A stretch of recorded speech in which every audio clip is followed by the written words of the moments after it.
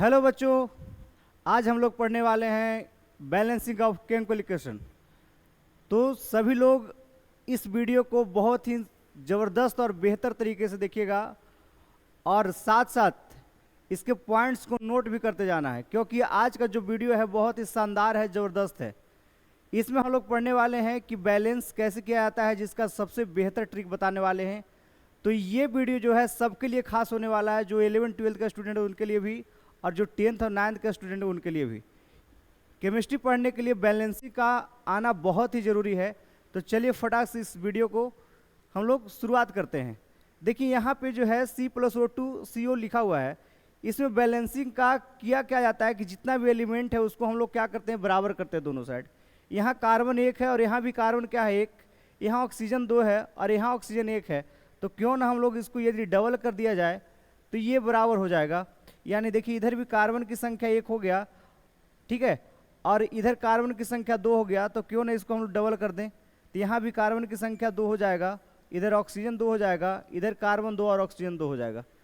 तो इस तरह से हम लोग क्या करते हैं, इसको बैलेंस करते हैं। इसका हम लोग ट्रिक भी समझेंगे, इस वीडियो के लास्ट तक जरूर बने रहिएगा, ठीक है।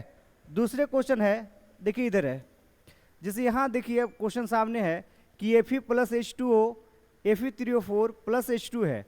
अब यहाँ हम लोग क्या देखेंगे, सबसे पहले देखते हैं, पहले लेफ्ट साइड और राइट साइड को हम लोग कंपेयर करते हैं। यहाँ देखिए Fe की संख्या ये सिंगल है और यहाँ Fe कितना है 3 है। तो क्यों ना इसको हम लोग 3 से गुना कर दिया जाएगा, ताकि क्या हो जाएगा, Fe इक्वल हो जाएगा। यहाँ देखिए O की संख्या 4 है और यहाँ O क्या है, सिंगल है।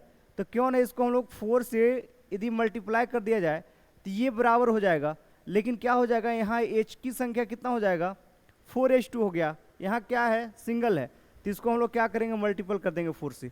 अब देखिए हम लोग बैलेंस करते हैं, यहाँ Fe 3 हो गया, यहाँ भी Fe 3 हो गया, यहाँ हाइड्रोजन 8 हो गया, यहाँ भी हाइड्रोजन 8 हो गया, यहाँ और ऑक्सीजन की संख्या 4 है, यहाँ भी ऑक्सीजन की संख्या क्या है, 4 है। तो इस तरह से हम लोग क्या करते हैं, इसको बैलेंस करते हैं। इसका ट्रिक भी समझेंगे बस इसके एक वीडियो के बाद, ठीक है। यहाँ देखिए एक क्वेश्चन है, कह रहा है कि CO है, NH3 है, Cu + N2 + H2 है, ठीक है।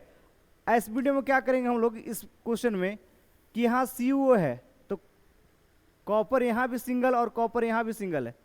यहाँ देखिए N2 की संख्या 2 है N का, और यहाँ H2 2 है, लेकिन यहाँ की संख्या N का संख्या 1 है और यहाँ 2 है। तो क्यों ना इसको हम लोग 2 से मल्टीपल कर दिया जाए। जब 2 से मल्टीपल करेंगे तो यहाँ देखिए ये N2 हो गया और यहाँ भी क्या हो जाएगा, N2 हो गया। लेकिन यहाँ हाइड्रोजन की संख्या देखिए 6 हो गया। तो क्यों ना इसको हम लोग 3 से मल्टीपल कर दिया जाए, तो ये क्या हो जाएगा, 6। अब देखिए क्या हो जाएगा, यहाँ कॉपर कितना है, सिंगल, लेकिन यहाँ ऑक्सीजन की संख्या कितना हो गया, 3, और यहाँ ऑक्सीजन कितना है, सिंगल है। तो क्यों ना इसको 3 से मल्टीपल कर दिया जाए। तो 3 से मल्टीपल कर देंगे तो ऑक्सीजन भी बराबर हो जाएगा, और कॉपर की संख्या यहाँ सिंगल है तो यहाँ क्या कर देंगे, 3। अब हम लोग क्या करेंगे, लेफ्ट साइड और राइट साइड को कंपेयर करते हैं। यहाँ कॉपर 3 हो गया, यहाँ भी कॉपर 3 हो गया, यहाँ ऑक्सीजन की संख्या 3 है, यहाँ भी ऑक्सीजन की संख्या 3 हो गया, यहाँ नाइट्रोजन 2 है, यहाँ भी नाइट्रोजन 2 हो गया, और यहाँ हाइड्रोजन 6, वहाँ भी हाइड्रोजन क्या हो गया, 6। तो इस तरह से क्या करते हैं हम लोग, बैलेंस करते हैं, ठीक है। इस वीडियो को लास्ट तक देखते जाइएगा। एक आसान से लेकर धीरे धीरे अपर तक के क्वेश्चन को लिए हैं, जिसमें बेहतर ढंग से आपको बेहतरीन तरीका से समझाएंगे और समझ में भी आएगा, ठीक है। अगला जो क्वेश्चन देख रहे हैं ये क्वेश्चन है, ये क्वेश्चन देख रहे हैं। अब आसानी से इसको बैलेंस नहीं किया जा सकता है, ठीक है। अब देखिए यहाँ हम एक शानदार ट्रिक बताएंगे आपको, जो भी कितना भी मुश्किल इक्वेशन होगा और बैलेंसिंग करना होगा, उसको बेहतरीन ढंग से और आसान तरीके से उसको आप बैलेंस कर सकते हैं। इसको करने के लिए क्या करते हैं, एक देखिए बहुत ही शानदार ट्रिक है। इसको हम लोग ये मानते हैं, ठीक है, इसको क्या करिए, B मान लीजिए, इसको C मान लीजिए, और इसको क्या मानते हैं, D मानते हैं, ठीक है। यहाँ A हो गया, यहाँ B, यहाँ C और यहाँ D, यानी जितना स्टेप में लिखा हुआ उस स्टेप को हम लोग डिस्ट्रीब्यूट कर देते हैं, ठीक है। उसके बाद देखिए यहाँ एल्युमिनियम की संख्या कितना है, 2। तो ऐसा नहीं कि हम लोग 2 एल्युमिनियम लिखेंगे, बल्कि 2A लिखना है। क्या लिखना है, 2A लिख देना है, ठीक है। अब देखिए यहाँ एल्युमिनियम यदि है तो यहाँ एल्युमिनियम कहाँ पे है, यहाँ पे है, और यहाँ एल्युमिनियम की संख्या कितना है, तो मात्र 1 है। तो इसको हम लोग क्या करेंगे, इसके बराबर C लिख देंगे। चलिए इसको इक्वेशन फर्स्ट मान लेते हैं, या इसको छोड़ दीजिए, ऐसे रहने दीजिए, कोई दिक्कत नहीं। यहाँ देखिए सल्फेट की संख्या कितना है, 3, तो यहाँ हम लोग क्या बनते हैं, 3A मान लेते हैं। और यहाँ सल्फेट कितना है, डी में है, तो इसको हम लोग क्या करते हैं, डी मान लेते हैं। यहाँ ऐसा नहीं लिखना है, सल्फेट नहीं लिखना है, कोई कॉपर कोई एल्युमिनियम नहीं लिखना है, बल्कि ABCD को लिखना है, ठीक है। उसके बाद क्या करना है, यहाँ पे देखिए बैरियम की संख्या कितना है, B है, तो B बराबर हम लोग क्या लिख देते हैं, इसको D लिख देते हैं। और यहाँ क्लोरीन कितना है, 2 है, तो इसको क्या लिख देते हैं, 2B। और यहाँ पे लिख देते हैं क्या, यहाँ क्लोरीन 3 है, तो यहाँ लिख देते हैं क्या, 3C। कुछ नहीं करना है, ABCD स्टेप है उसको लिख देना है। उसके बाद जितना इस एलिमेंट का जितना भी परमाणु, उस परमाणु को हम लोग ABCD के रूप में लिख दिए, ठीक है। यहाँ तक तो कोई दिक्कत नहीं होना चाहिए, बेहतरीन ढंग से समझते जाइएगा और लास्ट तक जरूर देखिएगा। उसके बाद करना इसमें कुछ नहीं है, हम लोग को अपने मन से किसी को एक पॉइंट मान लेना है। देखिए अब A को हम लोग 1 मान लेते हैं, A का वैल्यू को क्या मान लेंगे, O। अब देखिए जब A के वैल्यू को 1 मान लेते हैं तो बताइए यहाँ जब A का वैल्यू को हम 1 रख देते हैं तो 2 × 1 यानी C का वैल्यू कितना हो जाएगा, 2 हो जाएगा। C का वैल्यू कितना हो गया, 2, ठीक है। इसी आधार पर देखिए A का वैल्यू 1 लिए है तो यहाँ भी A का वैल्यू 1 हो जाएगा, तो 3 × 1 यानी D का वैल्यू कितना हो जाएगा, 3 हो जाएगा। D का वैल्यू कितना हो जाएगा, 3 हो जाएगा।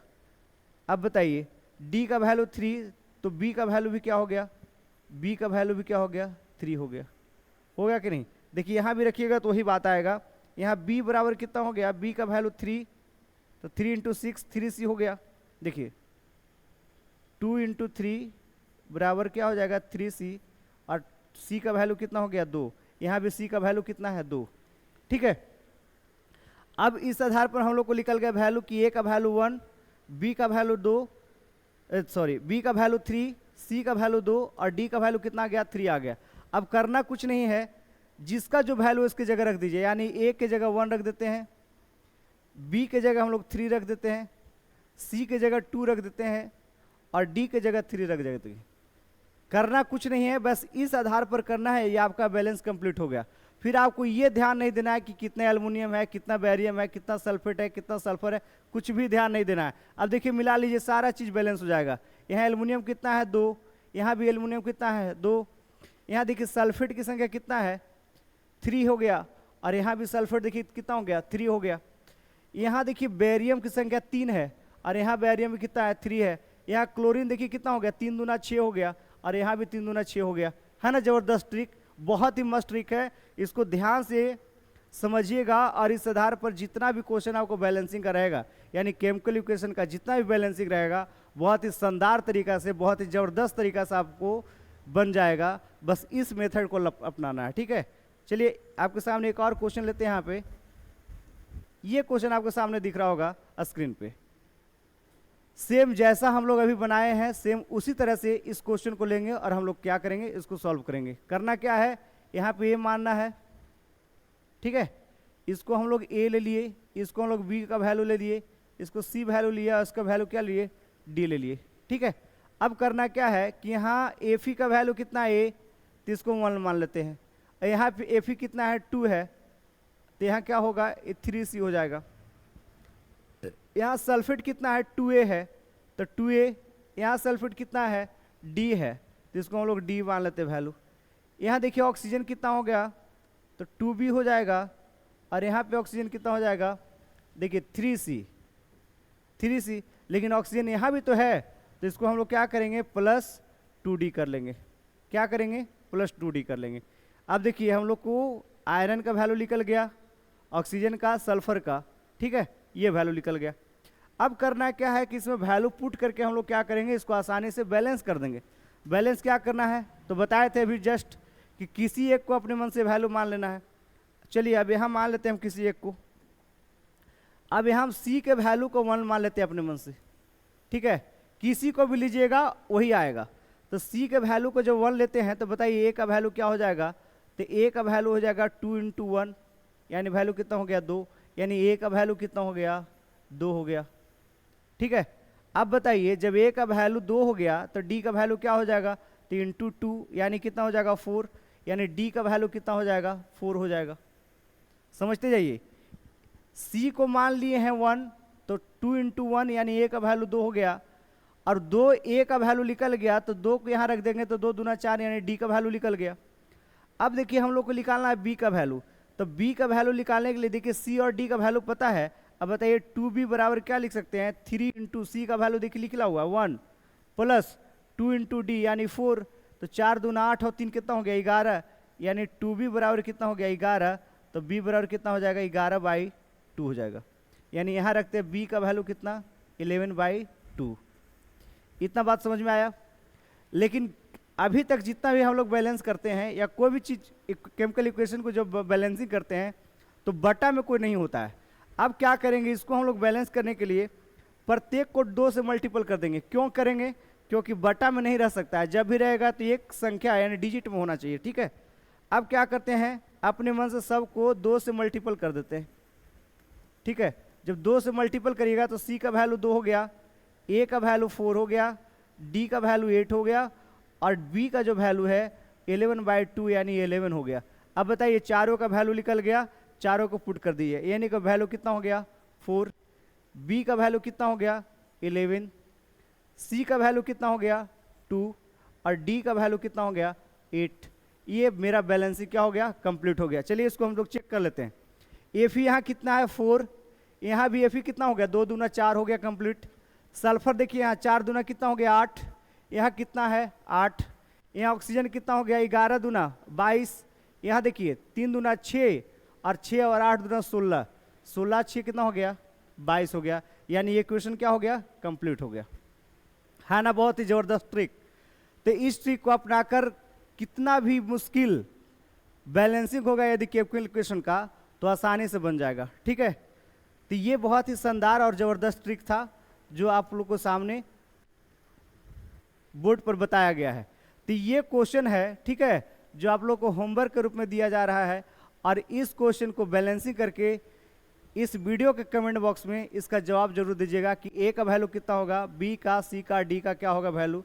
चलिए इसका इंतजार करेंगे। ये क्वेश्चन ये है जो आप लोग स्क्रीनशॉट लेकर इसके कमेंट बॉक्स में जवाब दीजिएगा। और एक और क्वेश्चन है ये दोनों क्वेश्चन का जवाब जरूर दीजिएगा। ये भी होमवर्क है, ये होमवर्क 2 नंबर क्वेश्चन है और ये पहला 1 नंबर क्वेश्चन है। ये दोनों क्वेश्चन को आप लोग लिख लीजिएगा और इसका जवाब कमेंट बॉक्स में जरूर दीजिएगा, इसका इंतजार रहेगा, ठीक है। और भी ऐसे ऐसे शानदार ट्रिक और शानदार वीडियोज के लिए achiever point Fatehpur YouTube channel को सब्सक्राइब करें, अपने दोस्तों के साथ शेयर करें, इस वीडियो को ज़्यादा से ज़्यादा लोगों को बताएं। चलिए thank you, bye, good bye.